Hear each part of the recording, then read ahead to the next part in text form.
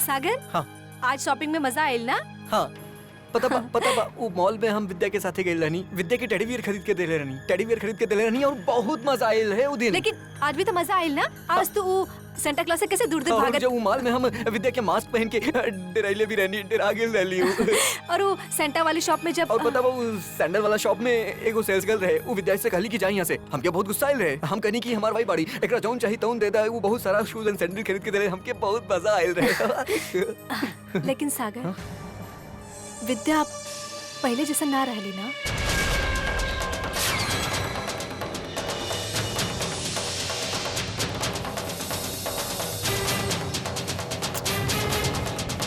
पहले जैसा ना रहली विद्या।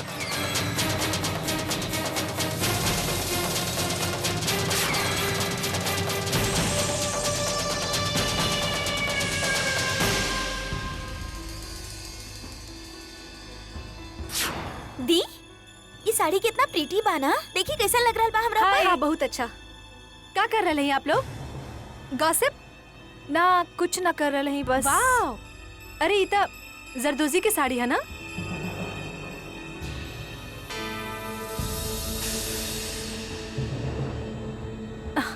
वैसे जरदोजी की साड़ी ब्लू में काफी अच्छा लागेली। हमारे पास बहुत सारा साड़ी है, अगर मौका मिलल तो हम दिखाई।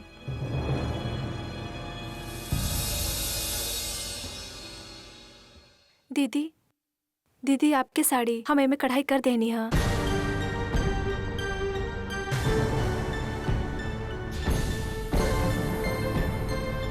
ठीक है, जा तू।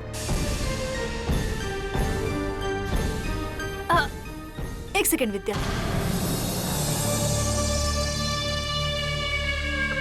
यहाँ आवा, बैठा यहाँ, बैठा। इस साड़ी पे कढ़ाई तू कैलू हा?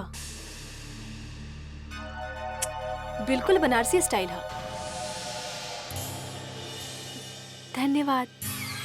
बनारस में जब भी केहू के कढ़ाई करवावे के होत रहे ना, तो हमरा से ही करवावत रहे। तो एकर मतलब बनारस में सारी बहन जी की बहन जी बनावे के क्रेडिट तो के जाला?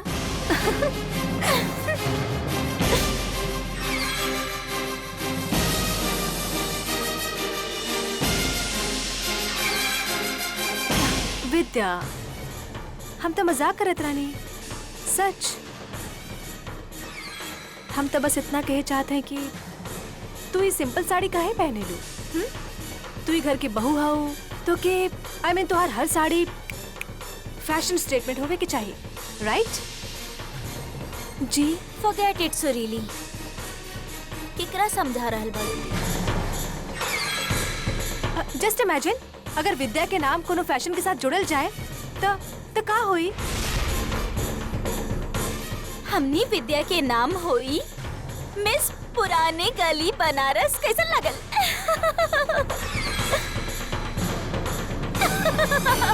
और इनका साड़ी पहने के तरीका दिखले बानी, एकदम अलग। और इनकर ज्वेलरी यानी जेवरात, माय गॉड, ऐसा लागत था कोनो ब्लैक एंड व्हाइट फिल्म के हीरोइन। हाँ।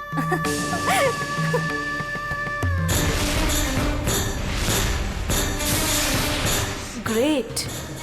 आजकल माँ जी के टाइमिंग भी बहुत कमाल के हो गई है।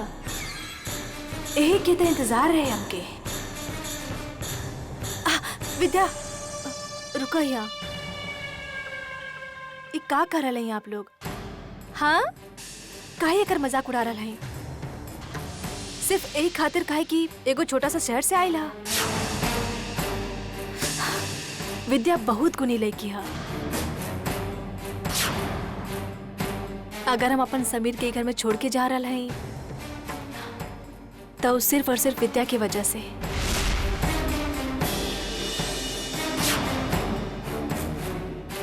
काहे कि हम जानत हैं विद्या ही समीर के सबसे अच्छा माँ साबित हुई।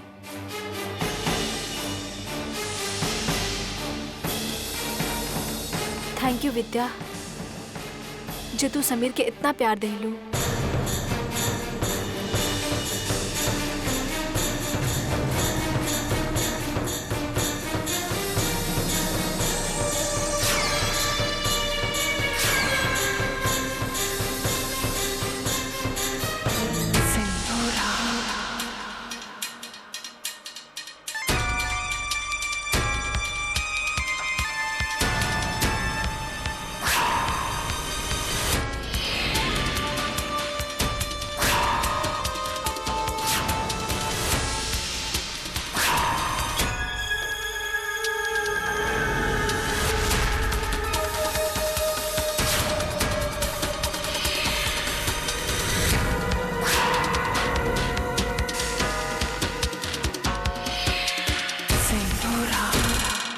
समीर, बेटा तोरा जौन खिलौना चाहिए ले ला। ला।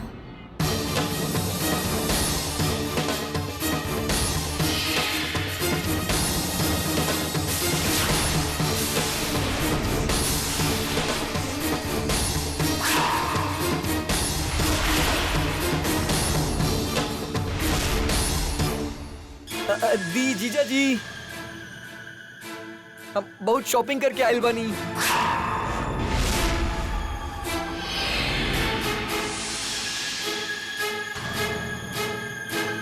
समीर, बेटा नीचे जाके खेला जा।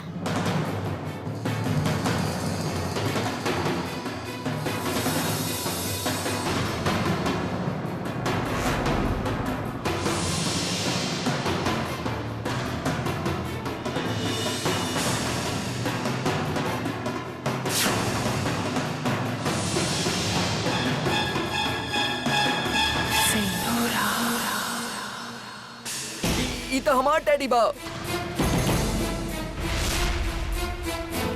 अरे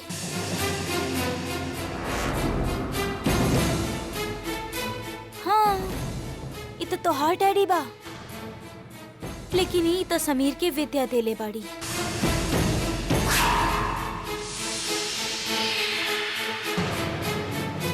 विद्या? हाँ, विद्या समीर से कहली कि एकरा जौन खिलौना चाही वो ले सकेला। ऐसे समीर ई टेडी ले लेलस।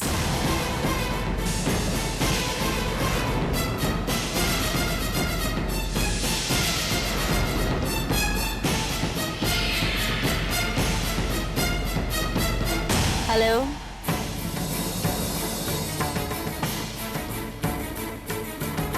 ई हमार टेडी बा, हमके वापस दा।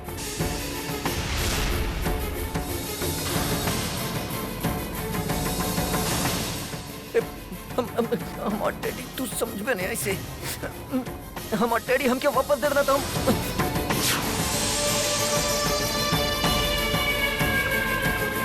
तू हमके मर ले,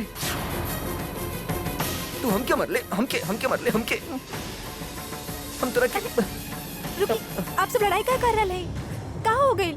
तू टेडी कहाँ दे लू विद्या? ये हमार टेडी ले ले।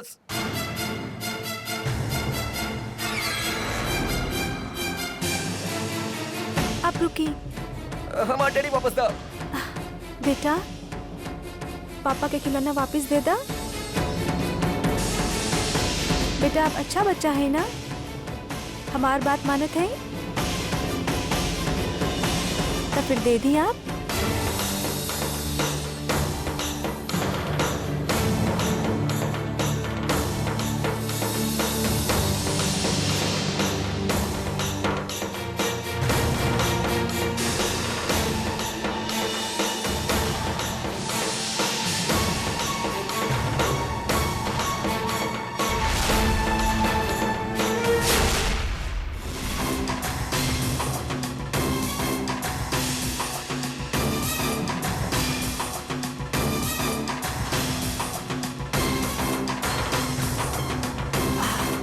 बेचारा सागर, सच दी हमके तो बहुत बुरा लग रहा कि हम समीर के घर में लेके काहे आए नहीं।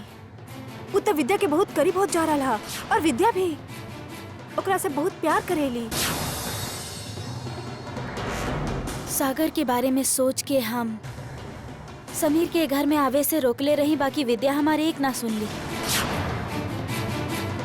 अब तो विद्या और समीर के बंधन तबे टूटी जब समीर ए घर से चल जाई।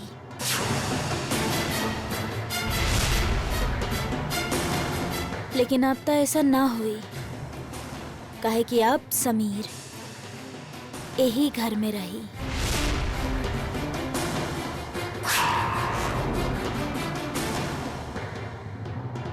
बेचारा सागर।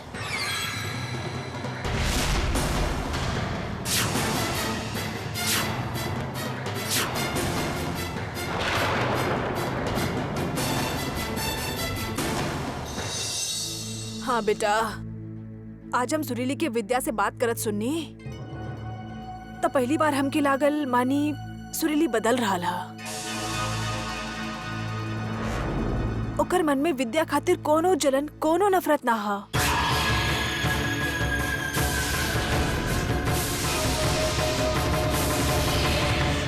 सब दिखावा बा छोटी माँ, नाटक बा। सुरीली कभी ना बदल सकेली। ना सिंदूरा, सुरीली वाकई बदल रहा है। वो दिन देखलू ना जितिया के पूजा पे कितना बड़ा दिल दिखाइलू और अपन जगह विद्या के बिठा देली। और आज तो विद्या से ऐसा बात करत रहली जैसे नौकर सगी बहन होए। विद्या जी माँ, यहाँ आवा बेटा। तू ही बोला बेटा, तो के न लग रहा सुरीली वाकई बदल रहा।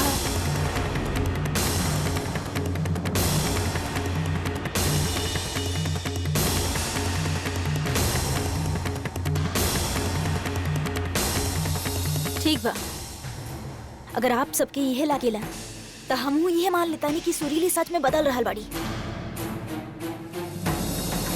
लेकिन फिर भी अनिकेत, हम यह चाहब कि सुरीली जल्द से जल्द ये घर के छोड़ के चल जाए। कब जा रहा बाड़ी हो? ये फैसला तो विद्या के लेवे के हा। अगर विद्या के लागता कि समीर ओकरा साथ कंफर्टेबल हो गईला, घुल मिल गईला, तो सुरीली के यहाँ रह के कोनो जरूरत ना। तो हम सुरीली के जाए खातिर कह देब।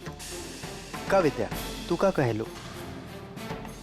हाँ, समीर तब हमारे साथ रह ली।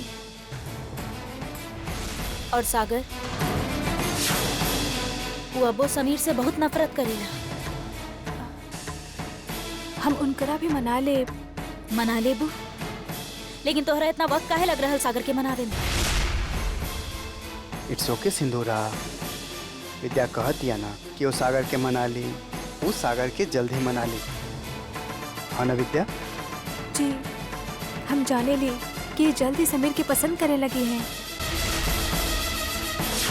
और ओकरा अलावा हम सब भी तो हैं समीर के ख्याल रखे खातिर। आई थिंक अब सुरीली के घर में कोनो जरूरत ना हो। ना अनिकेत, सुरीली तब तक ना जा सकेली जब तक सागर और समीर एक दूसरे से घुल मिल ना जाला।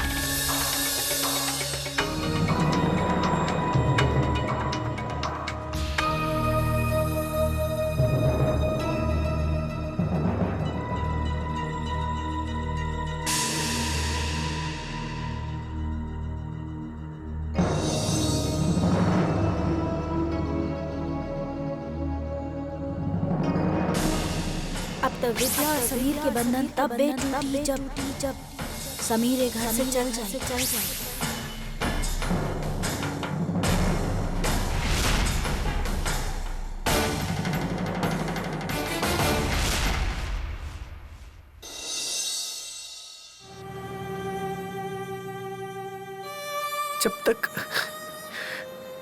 जब तक ये घर में रही, विद्या हमरा से वैसे प्यार ना करी जैसे पहले करत रहली। और अगर ई घर में ना रही तो तब धीरे धीरे विद्या हमके वापस प्यार करे लगली।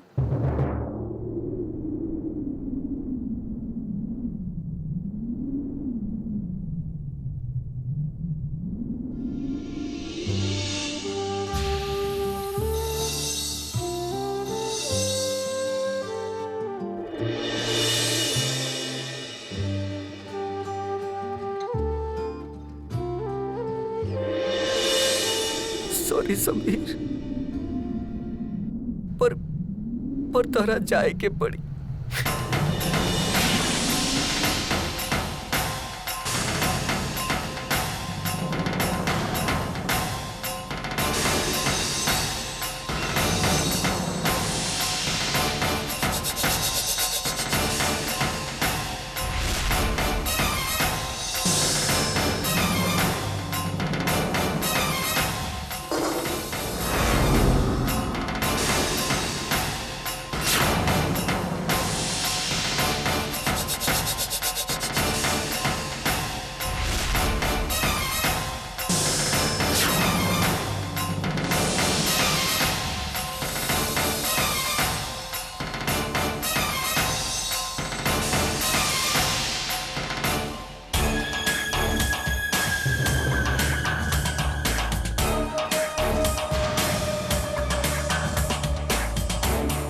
इतना रात के सागर समीर के लेके कहा जा रहा? कुछ तो गड़बड़ है।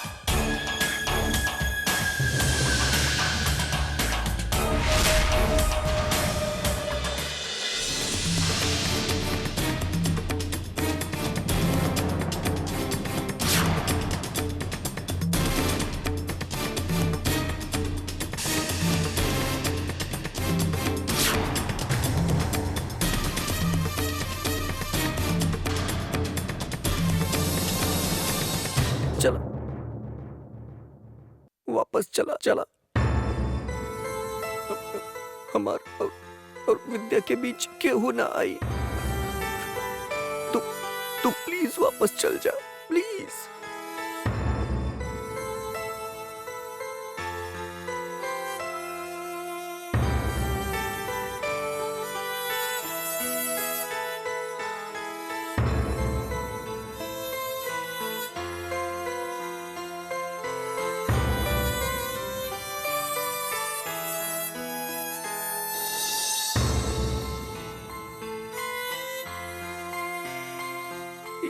लेला अब तारा ठंड भी ना लगी। प्लीज वापस चल जा प्लीज।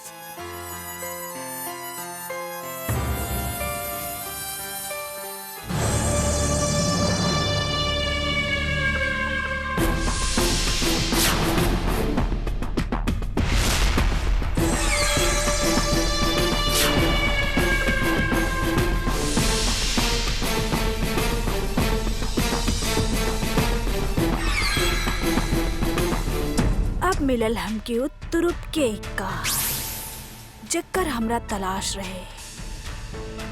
अब ऊ दाव खेलब की विद्या चारों खाने चित होके गिरी।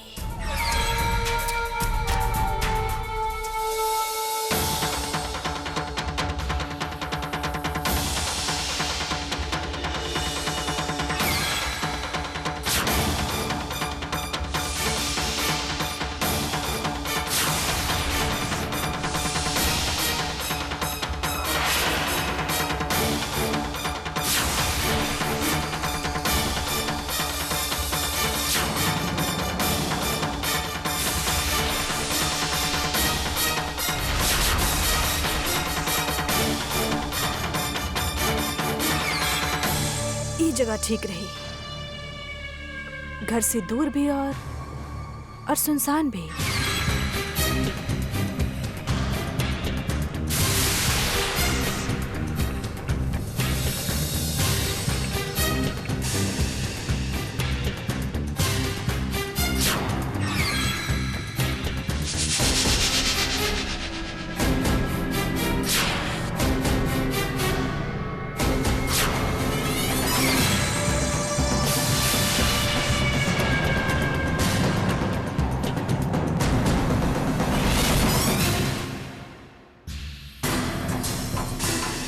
समीर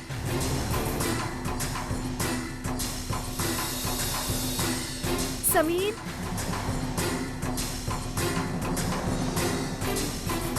समीर समीर समीर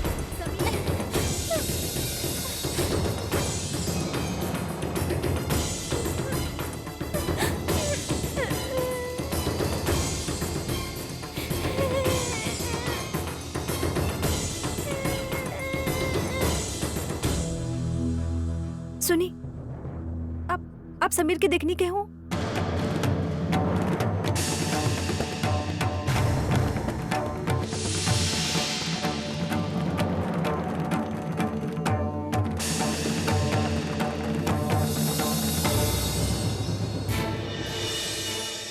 आप हमरा से कुछ बोल काहे ना रहे हैं? हमके बताई ना कहाँ समीर? समीर कहाँ है? बताई। हमके ना पता बा। आप झूठ कह रहे हैं हमरा से। अगर आपके पता ना होत तो आप इतना घबरात? आपके चेहरा साफ बता रहा कि कुछ आप झूठ बोल रहे हैं। देखिए हमके बताई कहाँ है वो?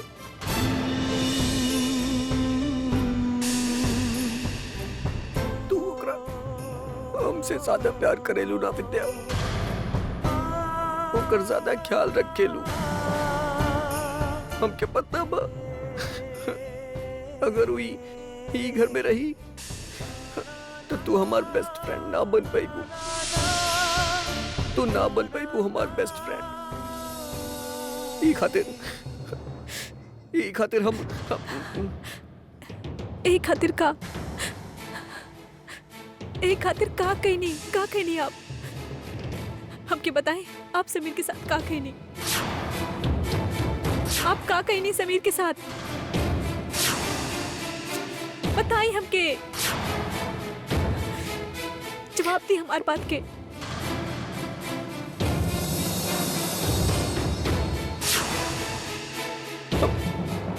हम ओकरा गेट के बाहर छोड़े नहीं। हे शंभुना,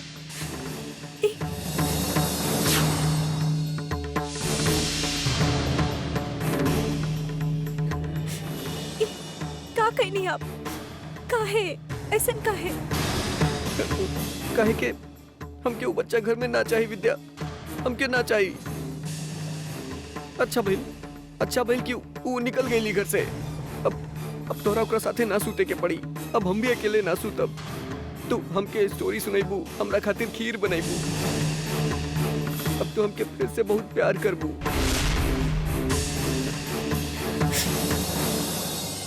छोटा सा बच्चा है बेचारा, काहे का करी अब हम?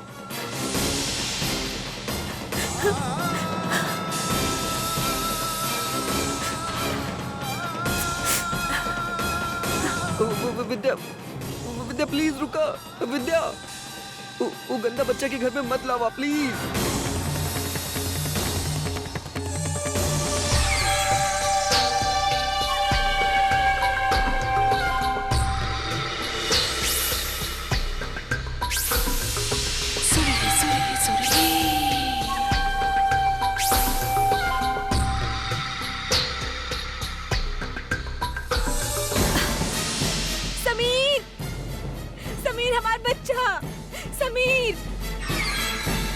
हमार बच्चा पता न कहाँ चल गई हा। काबिल सुरीली माँ जी, हमार समीर काबिल समीर के। माँ जी पता न समीर कहाँ?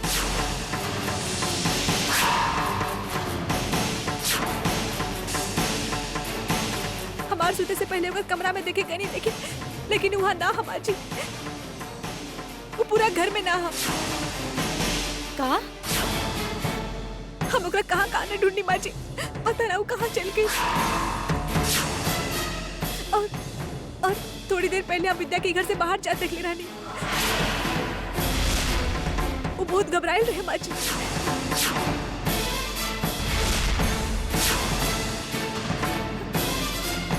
अगर हमारे बच्चे को कुछ हो गई ना तो हम अपन जान देते, हम अपन जान देते माँ जी, हमार बच्चा।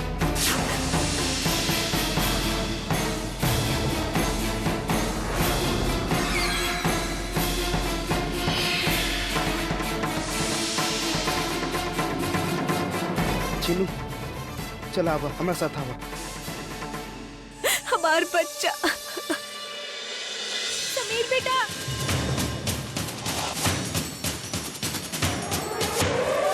समीर। समीर भाई साहब आपने कोनो छोट बच्चा के देखनी है यहाँ पर? चिन्नू तू एक तरफ देखा हम एक तरफ देखा थे। जी। समीर समीर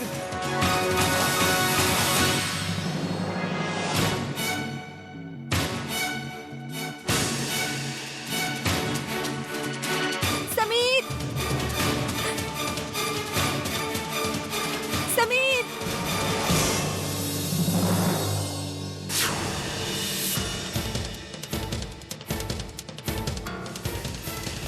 कहाँ हुई हमार समीर? समीर समीर, समीर।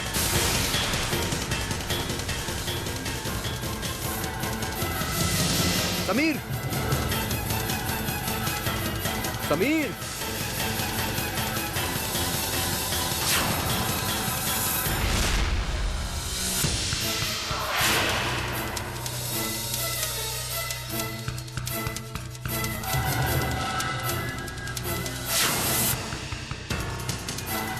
समीर समीर, समीर, समीर।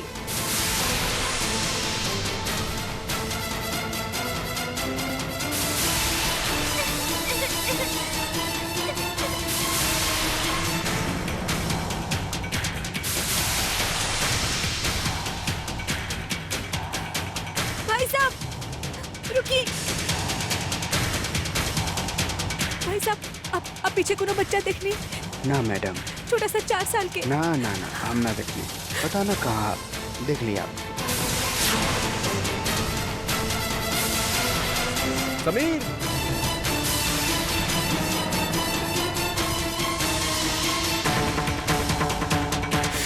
समीर,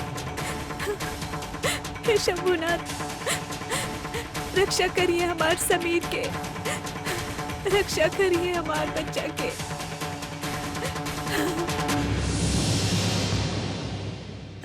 कहाँ गए हमार बच्चा?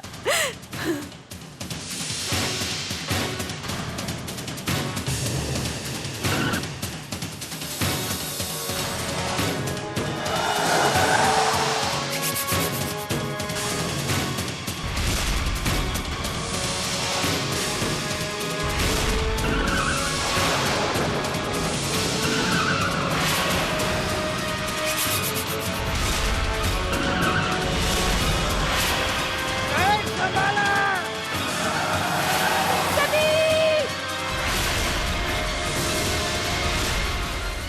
समीर!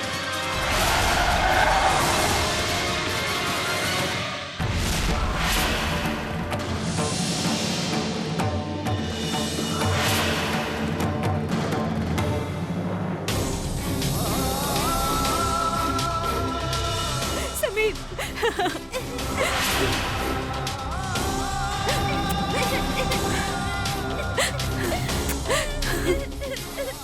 मत रही बेटा, माँ आ गई ना बेटा, माँ घर ले जाई, मत रोई। कहाँ खो गई रहे?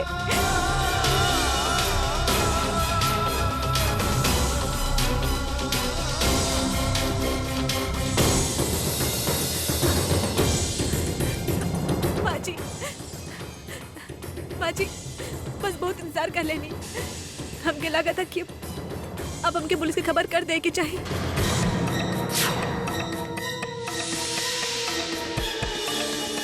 कहीं ऐसा ना हो कि बहुत देर हो जाए माँ जी। कोनो देर ना भइला, कोनो देर ना भइला।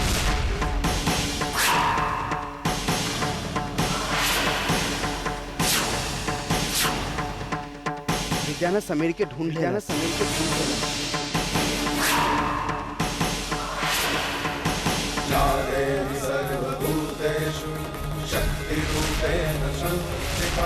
नमस्तस्यै नमस्तस्यै नमस्तस्यै नमो नमः।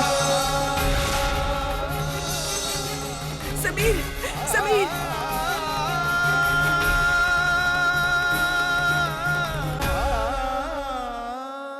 समीर समीर हमार बच्चा,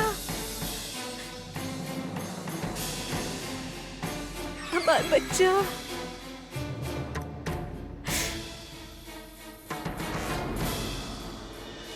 समीर बेटा, हमार बच्चा कहाँ चल गेल रहू तू? हाँ, के लेके गेल रहे तो के बतावा, के कैलस तोहर साथ ऐसन? बतावा हमार बच्चा।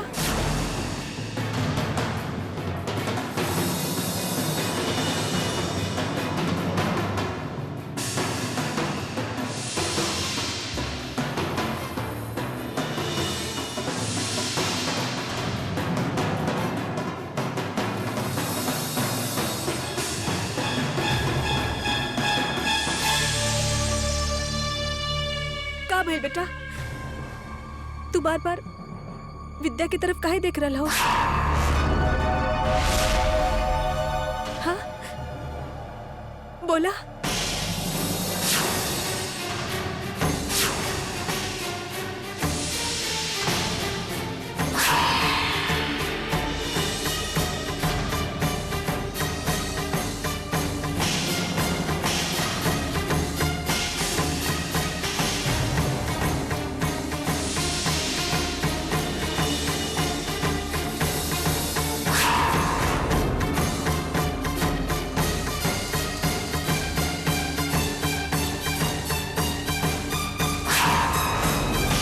काहे खड़ा बाड़ू विद्या?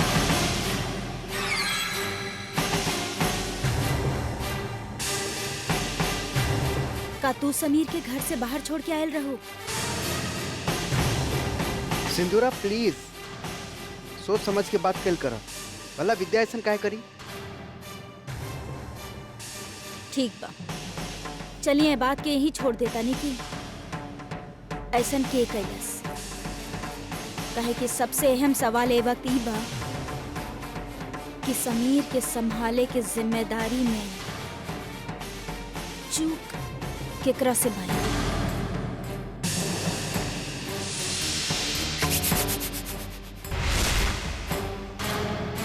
सारा गलती विद्या के बा अनिकेत।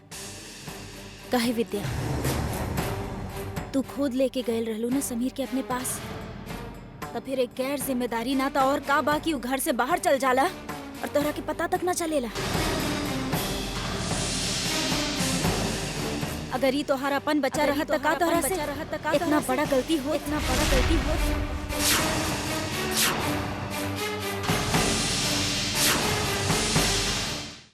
माफ करिए, बाकी हमरा के ये एहसास होके लागल बा कि तू समीर के साथ ये सब कुछ जानबूझ के कर रहल बाड़ू।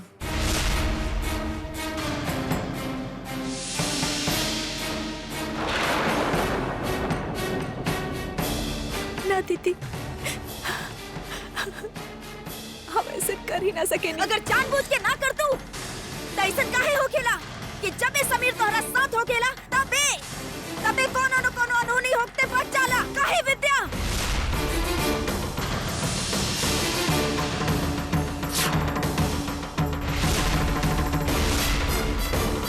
तू अच्छा तरह जाने लो कि समीर हमनी के परिवार खातिर का अहमियत रखेला। हमार भाई के इकलौता अंश बाऊ।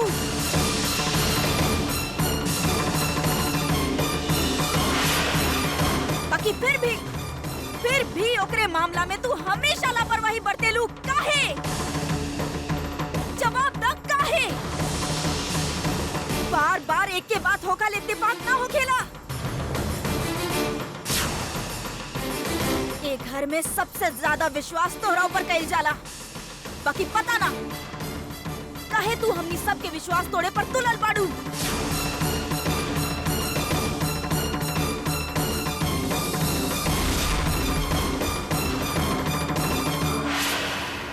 बच्चा तोहरा साथ सुतेला, बाकी वो खुद उठ के घर से बाहर चल जाएला और तोहरा पता तक ना चलेला। अगर समीर के साथ कोनो हादसा हो जाता तो ओकर जिम्मेदार के होखत के तू।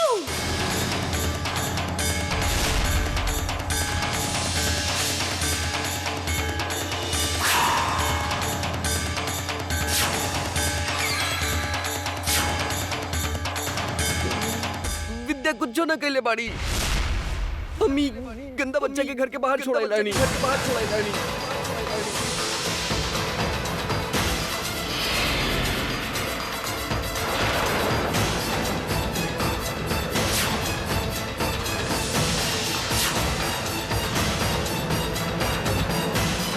जब से विद्या एकरा ज्यादा प्यार करे लगले बाड़ी, हमके बिल्कुल ना अच्छा लागेला।